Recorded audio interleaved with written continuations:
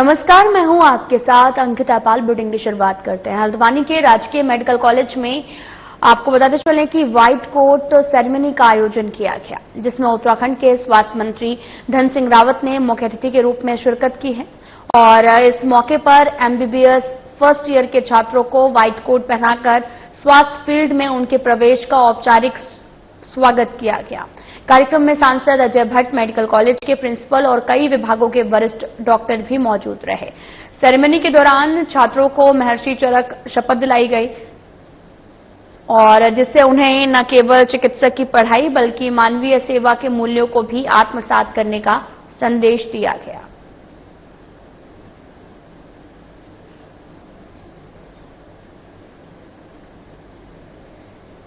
उत्तराखंड में एक भी सरकारी medical college, Bharatiya Janata party की सरकार, चाहे खंडू जी की सरकार थी, चाहे निशंक जी की सरकार थी, चाहे त्रिवेंद्र जी की सरकार थी, चाहे तीरथ जी की सरकार थी, चाहे हमारे धामी जी की सरकार। आप देख रहे होंगे कि श्रीनगर मेडिकल कॉलेज बन के तैयार हो गया, वहां पीजी भी कर रहे हैं बच्चे। हमारा रुद्रपुर का कॉलेज अगले साल शुरू होने वाला है। हमारा हरिद्वार मेडिकल कॉलेज में बच्चे दूसरे ईयर के भी वहां पे आ गए हैं। कल ही मैं अल्मोड़ा मेडिकल कॉलेज में था, वहां भी जो है लगभग 500 बच्चे वहां मेडिकल के एमबीबीएस की पढ़ाई कर रहे हैं। हल्द्वानी मेडिकल कॉलेज आप देख ही रहे हैं। अब पिथौरागढ़ भी नया मेडिकल कॉलेज बन रहा है और हमारे कार्यकाल में लगभग 3 दर्जन से ज्यादा उप जिला चिकित्सालय बने। आज पूरे भारतवर्ष में मोदी जी के नेतृत्व में करोड़ों लोगों का निःशुल्क इलाज हो रहा है और ये बड़ी बात है कि प्रधानमंत्री मोदी जी ने लगभग 500 नए मेडिकल कॉलेज पूरे देश में। हल्द्वानी के सुशीला तिवारी हॉस्पिटल में बन रही कैथ लैब के निर्माण कार्य में हो रही देरी को लेकर अब सियासत तेज हो गई है। नैनीताल सांसद अजय भट्ट ने एक बार फिर से कैथ लैब समय पर तैयार न होने पर नाराजगी जाहिर की है। वहीं मंडी परिषद अध्यक्ष अनिल कपूर डब्बू ने सांसद की इस नाराजगी पर पलटवार करते हुए एक बार फिर से अपना पक्ष मीडिया के सामने रखा है। सुशीला तिवारी हॉस्पिटल की कैथ लैब का निर्माण कार्य लंबे समय से अटका हुआ है। मरीजों को हृदय रोग संबंधी जांच और उपचार की सुविधा देने के लिए इस लैब को बेहद अहम माना जा रहा है, लेकिन काम की धीमी रफ्तार पर सांसद अजय भट्ट लगातार नाराजगी जाहिर कर रहे हैं। वहीं सांसद का यह भी कहना है कि जनता को इस सुविधा से वंचित रखना किसी भी तरह से सही नहीं है और अधिकारियों को तेजी से काम पूरा करना चाहिए। देखिए, अब वो क्यों बयानबाजी कर रहे हैं, ये तो विषय उनका है। मेरे को तो जैसी जानकारी मैंने अपने इंजीनियर्स को भेजा, जांच के लिए भेजा, मगर तब मीडिया के लोग भी गए थे, 1-2 लोग, और जो भी कमियां हैं उसको दूर करने के लिए हमने अपने इंजीनियर से कहा है।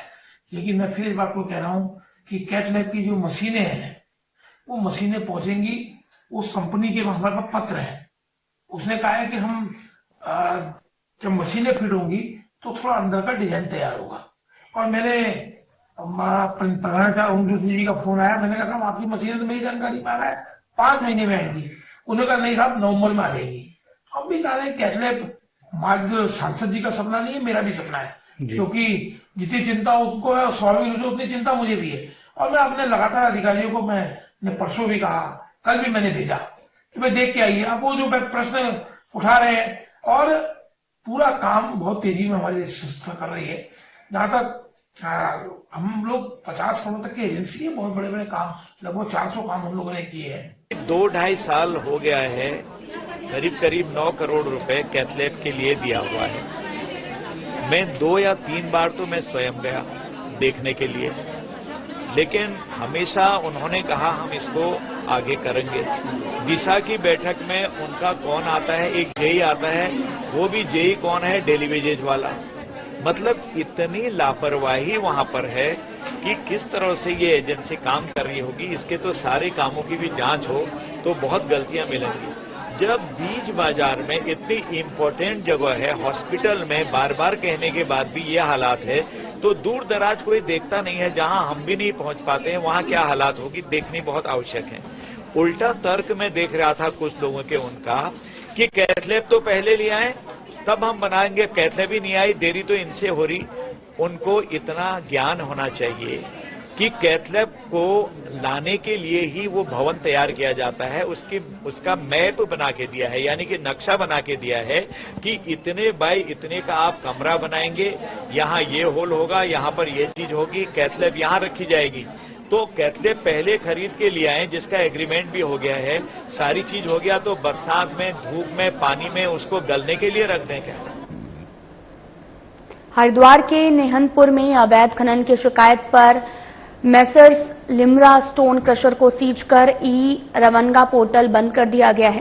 साथ ही तहसील भगवानपुर के ग्राम दौलतपुर उर्फ बुधवा शहीद में स्थित मेसर्स राज स्टोन क्रशर को बिना नवीनीकरण के सीज किया गया। जिलाधिकारी मयूर दीक्षित ने कहा कि अवैध खनन की शिकायत पर प्रशासन लगातार कार्रवाई कर रहा है और इस दिशा में 2 स्टोन क्रशर को सीज किया गया है। साथ ही जिलाधिकारी ने कहा कि अवैध खनन पर कार्रवाई निरंतर जारी रहेगी और नियमों का उल्लंघन करने वालों के खिलाफ कड़ी कार्रवाई की जाएगी।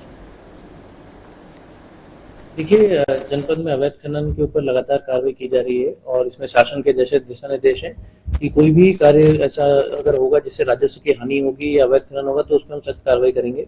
अभी हमको जो सूचना प्राप्त हुई थी 2 दिन पहले कि कुछ स्टोन क्रशर्स में अवैध खनन के माल की उनको बरामदगी हुई थी, सूचना प्राप्त हुई थी, तो वहां पर हमारी टीम ने निरीक्षण किया और एक स्टोन क्रशर लक्सर में और एक भगवानपुर में उसको सीज किया गया है और साथ ही जो भी पेनल्टी होगी वो उन पर लगाई जा रही है। इसके अतिरिक्त जगह जगह हमारी टीम जो है इलीगल माइनिंग के खिलाफ कार्रवाई कर रही है। कई ट्रैक्टर ट्रॉलियां जो नदी से अवैध रूप से चल रही थी उन पर भी सख्त कार्रवाई की गई। तो वहीं पौड़ी के rifle man Jaswant Singh Rawat stadium Ranchi में 75वीं जनपदीय शरदकालीन क्रीड़ा प्रतियोगिताओं का भव्य शुभारंभ हुआ है। शिक्षा विभाग की ओर से आयोजित 4 दिवसीय प्रतियोगिता का उद्घाटन मुख्य अतिथि नगर पालिका अध्यक्ष हिमानी नेगी और विशिष्ट अतिथि पूर्व जिला पंचायत अध्यक्ष केसर सिंह नेगी और व्यापार सभा अध्यक्ष विनय शर्मा ने दीप प्रज्वलित करके किया है। कार्यक्रम की शुरुआत राजकीय कन्या इंटर कॉलेज और डीएवी इंटर कॉलेज पौड़ी की छात्राओं द्वारा प्रस्तुत सांस्कृतिक कार्यक्रम से हुई। मुख्य शिक्षा अधिकारी नागेंद्र बर्तवाल ने बताया कि प्रतियोगिता में जनपद के 15 विकास खंडों से 1200 से भी अधिक खिलाड़ी हिस्सा ले रहे हैं। खिलाड़ियों ने kabaddi, kho kho, volleyball, handball, table tennis, badminton, judo और योगा जैसी प्रतियोगिताओं में प्रतिभा दिखाई। विजेता खिलाड़ी राज्य स्तर पर जिले का प्रतिनिधित्व करेंगे। इस अवसर पर अतिथियों ने खेल भावना और अनुशासन के महत्व पर जोर दिया है और पुरस्कार की घोषणाएं भी की गई है।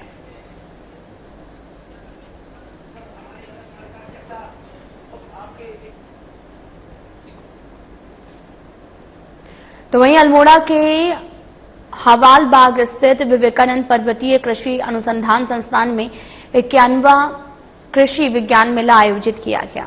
मुख्य अतिथि केंद्रीय राज्य मंत्री अजय टम्टा ने मेले का शुभारंभ किया है। कई स्टॉलों का निरीक्षण कर किसानों से उनके उत्पादों की जानकारी ली गई। इस अवसर पर अल्मोड़ा सहित कई जिलों के काश्तकारों ने भाग लिया। मेले में प्रगतिशील किसानों को सम्मानित भी किया है। अतिथियों द्वारा रबी फसल की नई उन्नत प्रजातियों की भी बीजों का लोकार्पण किया गया। किसानों ने खेती और बागवानी से जुड़ी अपनी समस्याएं वैज्ञानिकों के सामने रखी, जिनका समाधान मौके पर विशेषज्ञों ने किया है। साथ ही किसानों को उन्नत खेती के लिए उपयोगी सुझाव दिए गए हैं।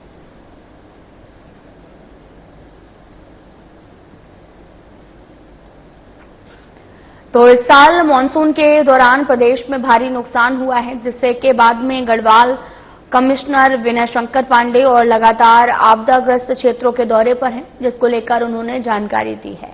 वे अभी गढ़वाल के कई जिलों के भ्रमण से लौटे हैं और साथ ही आपदा से काफी नुकसान हुआ है, इससे कोई दो राय नहीं है। साथ ही इस दौरान उन्होंने ये भी कहा कि प्रधानमंत्री जब प्रदेश में आए थे तो उन्होंने 1200 करोड़ की सहायता हमें दी थी।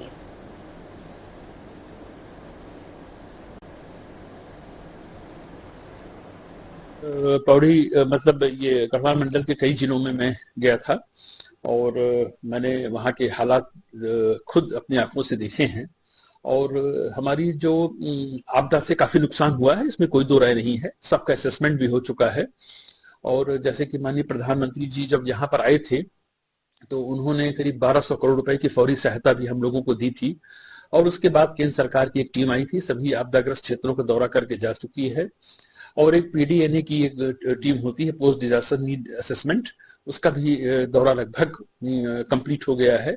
हमें उम्मीद है कि उसकी रिपोर्ट जल्दी ही जाए। कोटद्वार में ऊर्जा निगम की ओर से लोगों के घरों में पुराने मीटरों की जगह स्मार्ट मीटर लगाने का विरोध जारी है, जिस पर कांग्रेस के वरिष्ठ नेता और पूर्व मंत्री सुरेंद्र सिंह नेगी ने स्मार्ट मीटर का खुला विरोध करते हुए इसे जनता को लूटने का एक उपक्रम बताते हुए कहा कि स्मार्ट मीटर बिजली की अधिक खपत दर्शा रहे हैं, जिससे उपभोक्ताओं पर आर्थिक बोझ बढ़ रहा है। जो स्मार्ट मीटरों के माध्यम से जो एक घिनौना अपराध किया जा रहा है, उसके खिलाफ एक सत्याग्रह है। हमारा राज्य सरकार से मांग है, हम उनसे पूछना चाहते हैं क्या पुराने जो मीटर्स थे उनमें क्या खराबी थी, क्या उनका समय सीमा पूरी हो गई थी। हमने जब विभाग से पूछा तो उन्होंने कहा अभी तो इसमें 20-25 साल तक इनकी जो है लाइफ है, यानी ये 20-25 साल तक और काम करने के लिए इनको खरीदा गया था।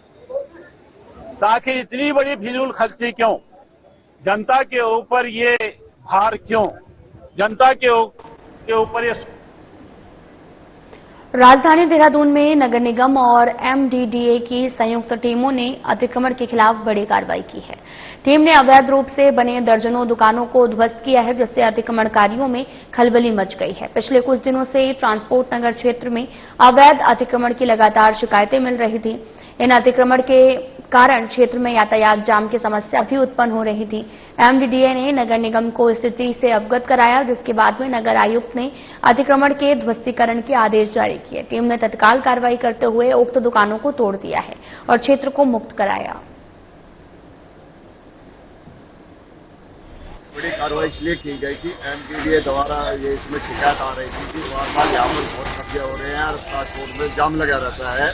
एमडीडीए ने फिर हमारे नगर आयुक्त महोदय से लेटर बनाकर रिक्वेस्ट करके नगर निगम को साथ में बुलाया गया, जिसमें हमें आकर के ये बड़ी कार्रवाई की गई। ये पहला पंजा जो चलाया है ये ट्रांसपोर्ट नगर में चलाया है मोपे वाला। तो ये कितना क्षेत्र रहने वाला है, कब तक ये आर्टिकल पर कार्रवाई आगे भी इसी तरह रहेगी? ये कार्रवाई जितना तक ये ट्रांसपोर्ट नगर में।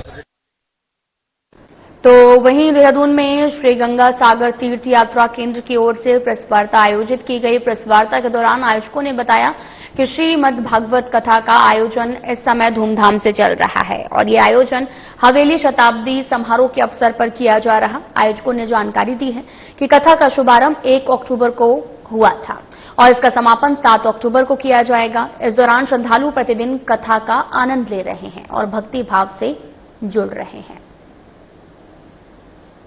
आज जो प्रेस वार्ता की है, लाला झंडूमल साहूमल जो हमारे पूर्वज थे उनके द्वारा बनाई हुई ये हवेली है, जो हमने बड़े संजो के रख रखी है। इस हवेली को समय समय पे इसकी मेंटेन कर रही है। अंदर से बिल्कुल वृंदावन की तरह ही आंगन है, पुरानी कलाकारी चित्रकारी बनी हुई है, कहीं से चेंज कर दी, कहीं से नई बन गई, मगर उस स्ट्रक्चर को हमने गिराया नहीं है। कमरे वही हैं, पुराने कड़ियों वाले कमरे, रूम 26 रूम हमारे पास हैं। पुरानी दरी ड्योड़ी जिसमें पीतल की कीलें लगी हुई हैं आज भी। हमने पूछा था पिताजी से कि कीलें क्यों लगाई, कि बेटा किसी जमाने में अगर कोई हवेली पे हमला हो जाता है और कोई हाथी से भी अगर करेंगे तो वो कीलें जो है उनके सिर में लगेंगी। फिलहाल यहां रुकते हैं छोटे से ब्रेक के लिए।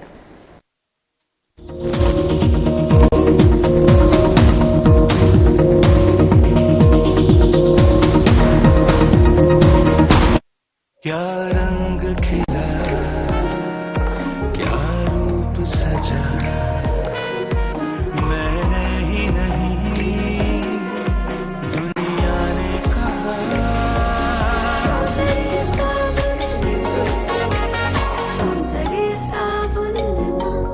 कुछ लोग खाते पीते तो बहुत बढ़िया हैं, पर फिर भी उनकी सेहत नहीं बनती। पिचके हुए गाल हैं, हड्डियां निकली हुई हैं, पैंटें ढीली हैं, कपड़े जचते नहीं, कोई पर्सनैलिटी नहीं। ऐसे लगता है इधर से खाए जा रहे हैं उधर से निकले जा रहा है, क्योंकि उनका पाचन तंत्र खराब है। और जब तक के पाचन तंत्र दुरुस्त नहीं होगा, वो जितना मर्जी अच्छे से अच्छा खा ले, उनकी सेहत नहीं बन सकती। इसलिए हमारी संस्था सन्यासी आयुर्वेदा ने एक ऐसी दवा का निर्माण किया है जो कि आपके लिवर को, आपके पाचन तंत्र को दुरुस्त करने का काम करती है, ताकि आप जो भी खाएं उसका पूरे का पूरा निचोड़ आपके शरीर को लगे, आपकी भूख बढ़े, खाया पिया सही से लगे, नया खून बने, हड्डियों में जान आए, वजन बढ़े और आप मोटे तगड़े खूबसूरत पर्सनैलिटी के मालिक बन जाएं। सिर्फ 699 रुपए की पूरे 1 महीने की दवा होती है और आप इसे घर बैठे 01145454545 पर फोन करके दवा मंगवा सकते हैं। स्वावलंबी हो रहा प्रदेश का युवा, सशक्त हो रहा उत्तराखंड। मुख्यमंत्री पुष्कर सिंह धामी के दूरदर्शी फैसलों और पारदर्शी नीतियों से उत्तराखंड में रोजगार की बयार बह रही है। युवाओं की लाचारी और भ्रष्टाचार की मार पुरानी बात हो गई है। अब युवाओं की मेहनत को समय रहते सही परिणाम मिल रहा है। ऐतिहासिक नकल विरोधी कानून के लागू होने के बाद उत्तराखंड में प्रतियोगी परीक्षाओं में पारदर्शिता आई है। समयबद्ध ढंग से न सिर्फ विज्ञप्ति निकल रही हैं, बल्कि परीक्षा के बाद चयन भी हो रहा है। यही वजह है कि धामी सरकार के कार्यकाल में अब तक 25,000 से ज्यादा युवाओं को सरकारी सेवाओं में रोजगार देने का रिकॉर्ड बना है। पिछले 2-3 वर्ष उत्तराखंड में प्रतियोगी परीक्षा की तैयारी कर रहे छात्रों के लिए काफी अच्छे रहे हैं।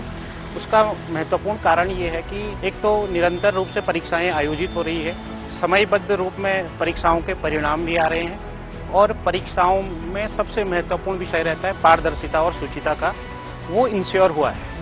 मुख्यमंत्री पुष्कर धामी ने महिलाओं के सामाजिक आर्थिक सशक्तिकरण की दिशा में साहसिक कदम उठाया। सरकारी नौकरियों में महिलाओं के लिए 30% क्षैतिज आरक्षण के प्रावधान से प्रदेश की महिलाओं को रोजगार में समान अवसर मिल रहे हैं। हमारी सरकार की कई सारी पहल में से एक जो क्रांतिकारी पहल रही है वो है 30% महिला आरक्षण बिल, जिसके माध्यम से न कि सिर्फ उत्तराखंड की महिलाओं को रोजगार में एक नए अवसर बल्कि उनकी जो भागीदारी है उसको भी हमने बढ़ते हुए रूप में देखा है। इसके लिए हम हमेशा ही उत्तराखंड सरकार के आभारी रहेंगे। कुशल युवाओं को रोजगार देने के लिए राज्य सरकार लगातार रोजगार मेले आयोजित कर रही है। इन सभी प्रयासों से सरकारी सिस्टम पर युवाओं का भरोसा मजबूत हुआ है। उम्मीदों को पंख लगा रही उत्तराखंड सरकार, युवाओं को मिल रहा रोजगार। क्या रंग खिला, क्या रूप सजा, मैंने ही नहीं दुनिया ने कहा।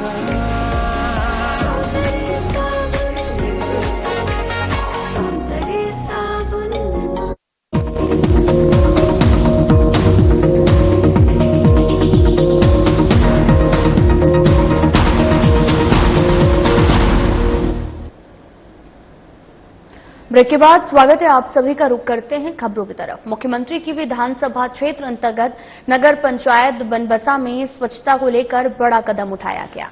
वहीं अब डंपिंग किए गए कूड़े से नगरवासियों को निजात के साथ बड़ी राहत मिलेगी। मुख्यमंत्री धामी के आदर्श चंपावत की परिकल्पना के क्रम में नगर पंचायत बनबसा के लिगेसी वेस्ट निस्तारण के लिए ट्रोमल मशीन का शुभारंभ किया गया है। अधिशासी अधिकारी दीपक चंद्र बुर्ला कोटी ने बताया कि ट्रोमल मशीन से निकलने वाले वेस्ट का उपयोग गड्ढे भरने में किया जाएगा और आरडीएफ बाजपुर भेजा जाएगा, जिसका उपयोग वेस्ट टू एनर्जी में किया जाएगा। इस प्लांट से क्षेत्रवासियों को स्वच्छ वातावरण एवं नगर को स्वच्छता और साफ बनाए रखने में बड़ी मदद मिलेगी।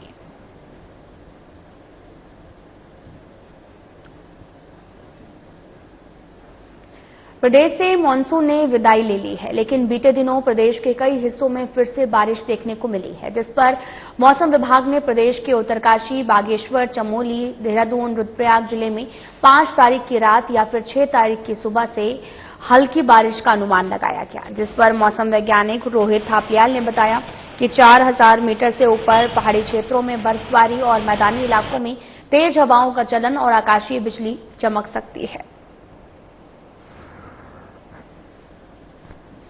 उत्तराखंड के पर्वतीय क्षेत्रों में कुछ स्थानों पर हल्की से मध्यम वर्षा मिलने की संभावना है, जबकि मैदानी क्षेत्रों में कहीं कहीं बहुत हल्की से हल्की वर्षा मिल सकती है। उसके बाद 5 तारीख की रात्रि से एक पश्चिमी विक्षोभ उत्तराखंड को प्रभावित कर सकता है, जिसके कारण 5 तारीख को उत्तराखंड के उत्तरकाशी, रुद्रप्रयाग, चमोली, पिथौरागढ़, बागेश्वर और देहरादून जनपदों में अनेक स्थानों पर, जबकि अन्य जनपदों में कुछ स्थानों पर हल्की से मध्यम वर्षा मिलने की संभावना है। 6 और 7 तारीख को उत्तराखंड में जो अधिकांश स्थान है वहां पर हल्की से मध्यम वर्षा मिलने की संभावना है और जो अधिक ऊंचाई वाले क्षेत्र हैं, विशेषकर 4000 मीटर या उससे अधिक ऊंचाई वाले क्षेत्र, वहां पर कहीं कहीं बर्फबारी भी मिल सकती है। चेतावनी की बात करें तो 5 तारीख को उत्तराखंड के उत्तरकाशी, रुद्रप्रयाग, चमोली, पिथौरागढ़, बागेश्वर, देहरादून जनपदों में कहीं कहीं गर्जन के साथ आकाशीय बिजली चमकने और तेज झोंकेदार हवाएं चलने की संभावना है, जिनकी गति 40 से 50 किलोमीटर। टिहरी में मुनिखेरेती थाना पुलिस, एसओजी और साइबर सेल की टीम ने तपोवन में संचालित एक फर्जी कॉल सेंटर का भांडाफोड़ किया है।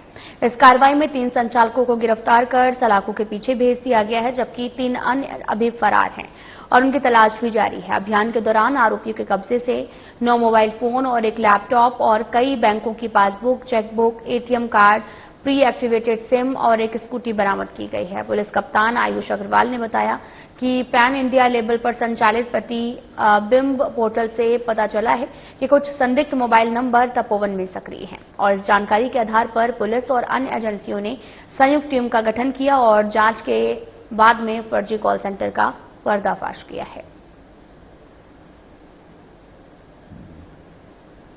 भारत सरकार के गृह मंत्रालय द्वारा एक Indian cyber crime coordination centre स्थापित किया गया है और इस आईसीसी के द्वारा एक पोर्टल विकसित किया गया है जिसका नाम प्रतिबिंब है और पुलिस मुख्यालय के द्वारा भी इस पोर्टल को लगातार इसका एनालिसिस करने का और उसके आधार पर कार्यवाही करने के लिए समस्त जनपदों को निर्देशित किया गया है। और उसी क्रम में टिहरी पुलिस को इस पोर्टल के माध्यम से एक सूचना प्राप्त हुई थी कि थाना मुनिखेरेती क्षेत्रांतर्गत तपोवन एरिया में कुछ इस प्रकार के सिम कार्ड्स एक्टिवेटेड हैं जिनके द्वारा साइबर ठगी की जा रही है और जो इन ठगी के विक्टिम हैं मोस्टली ये हमारे दक्षिण भारत में कुछ राज्यों में स्थित हैं। हरिद्वार के एसडीएम सदर जितेंद्र कुमार और सिंचाई विभाग के अधिकारियों की उपस्थिति रही है। सिंचाई विभाग की भूमि से अवैध अतिक्रमण हटाया गया है और सिंचाई विभाग के 3 बार नोटिस जारी करने के बाद प्रशासन ने सख्त कार्रवाई की है।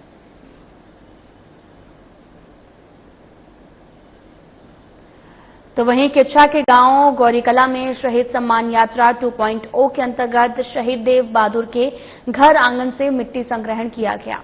इस दौरान शहीद के पिता शेर बहादुर और माता लक्ष्मी देवी के साथ क्षेत्रीय विधायक तिलक राज बेहड़ और उप जिलाधिकारी गौरव पांडे, पुलिस क्षेत्राधिकारी भूपेन्द्र सिंह सहित तमाम लोग यहां पर उपस्थित रहे।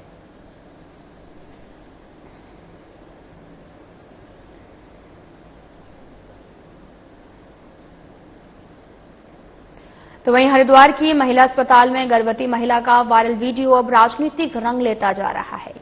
वायरल वीडियो पर विभाग ने एक डॉक्टर सहित 3 लोगों की सेवाएं समाप्त कर दी हैं। जिस प्रकार से प्रांतीय चिकित्सक संघ ने इसे एक तरफा कार्रवाई बताते हुए चेतावनी दी है कि अगर 1 हफ्ते में इस मामले की विस्तृत जांच नहीं हुई तो वह कोई बड़ा आंदोलन कर सकते हैं। वहीं दूसरी तरफ इस पूरे मामले का राज्य महिला आयोग ने संज्ञान लिया है और पीड़ित महिला और आरोपी डॉक्टर से पूछताछ की है। महिला आयोग का कहना है कि स्वतः दिए गए संज्ञान के बाद दोनों पक्षों को चुना गया है।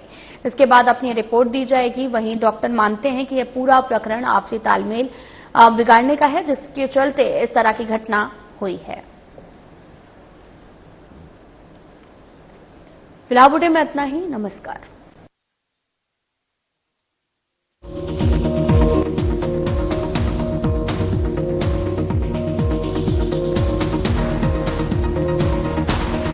सामर्थ्य से भरी